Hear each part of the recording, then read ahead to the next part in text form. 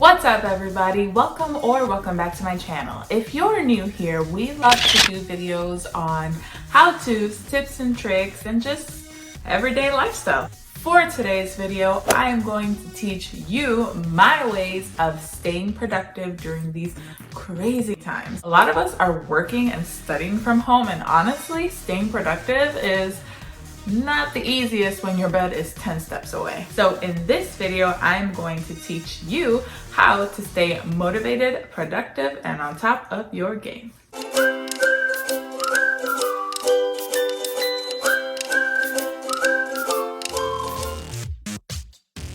The first tip I have for you is to set a routine for things that are repetitive. Essentially, that means have a morning routine. Whether repetitiveness to you is getting ready, working out, drinking coffee or tea, catching up on the news, meditating, stretching and doing some yoga, whatever it is, make sure that it is a routine. Having a routine gives your day structure. It also gives your body a sense of consistency. That way your body knows that it is time to start getting ready to take on the day.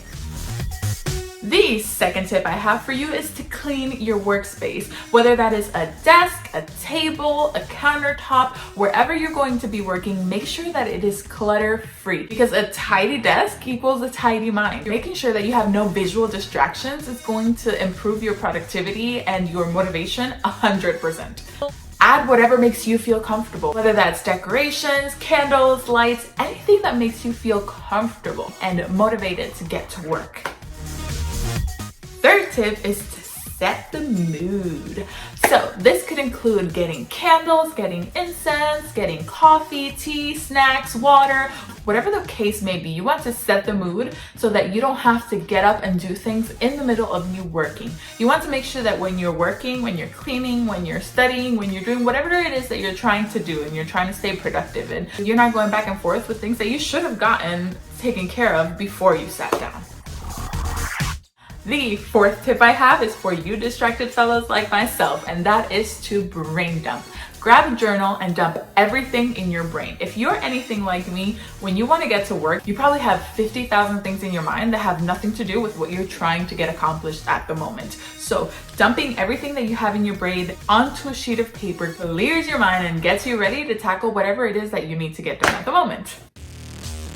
Tip number 5, if all else fails, is to sit down and journal. If you have done all of these things and you're still not ready to work, you probably have something in your mind that's blocking you, and you might want to get it out onto paper. Whether it is something emotional that is going on with you in your life at the moment, or you're scared to take on the task that you're about to take on, or you're intimidated by any aspect of the things that you have to get done. Getting it out of your head and into the journal, just like brain dumping, clears your mind and sets a clean slate in order for you to get what you need to get done.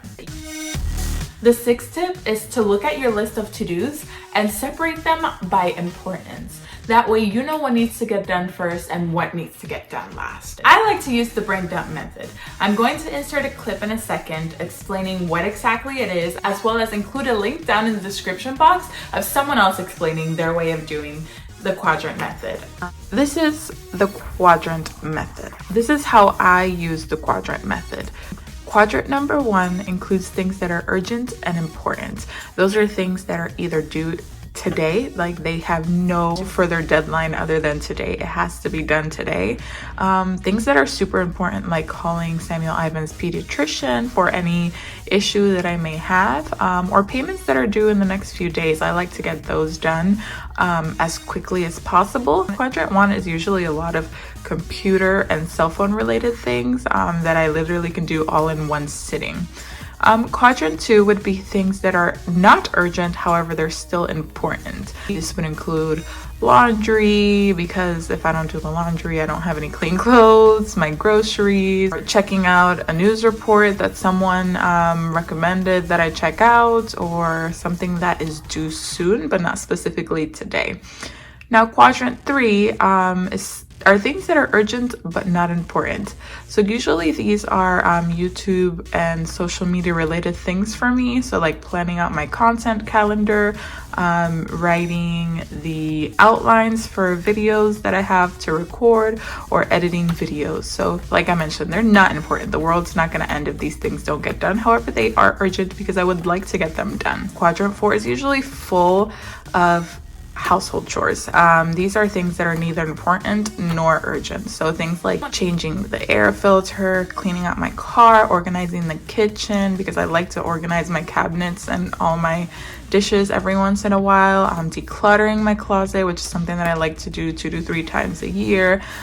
So this is usually full of... If you're still a little confused about it, there are so many videos on it, as well as a quick Google search will take you to so many articles that will explain it in greater detail. The 7th tip is to batch your tasks. What do I mean by batching your tasks? You want to make sure that everything that you do in one spot, you try to knock out all at once. So if you have a couple of items that require you to be sitting at your desk on your computer, knock those out all at once instead of going from your computer to the kitchen, to the laundry room, to your room, back to the computer, then outside, back to the computer, then to your room again, then to the computer. Everything that requires you to be in one specific location, batch it completely. This will reduce the amount of time that you need to get your big list completed, and it will increase your productivity tenfold. Tip number 8 is to set a time limit. This isn't for everything specifically. When I say set a time limit, I mean to set a daily cap on the amount of time you will be working on a project that requires days, weeks, or even months to be finished. If you have something that is a huge project, a huge research paper, a huge proposal for your boss at work, or a huge party that you're planning, whatever the case may be, something that requires a long amount of time, you want to make sure that you're working on it for a certain amount of time a day. This will increase your productivity because you won't be burnt out, and you will get more done in little chunks as opposed to trying to do everything in one day and sort of halfway doing it. Tip number 9 is to use the Pomodoro Method for anything that requires an exuberant amount of concentration. If it is a task that requires your undivided attention, my recommendation is to work using the Pomodoro Method. And that is where you work for 25 minutes of time with no interruptions whatsoever, and then take a 5-minute break that does not include the task at hand whatsoever. So let's say that I'm working on a research paper for school. I will research for 25 minutes. In the 5-minute break, I will get out of my desk. I will walk to the kitchen, to the living room, speak to anyone that I have to speak to, look at social media, grab a snack, whatever the case may be, anything that completely takes my mind off of what I'm doing so that I can come back with a fresh mind and sit again for the next 25 minutes, and so on and so forth until you reach your time limit for the day. And the last tip I have is to download a productivity app. My favorite productivity app that I use for concentration is Forest. I go more into detail on what exactly it is that this app does on this video right here. However, there are so many more apps that you can download. I will link a couple down in the description box that I love. If you are a person that does not like pen and paper like I do, I prefer pen and paper, these apps are great for you.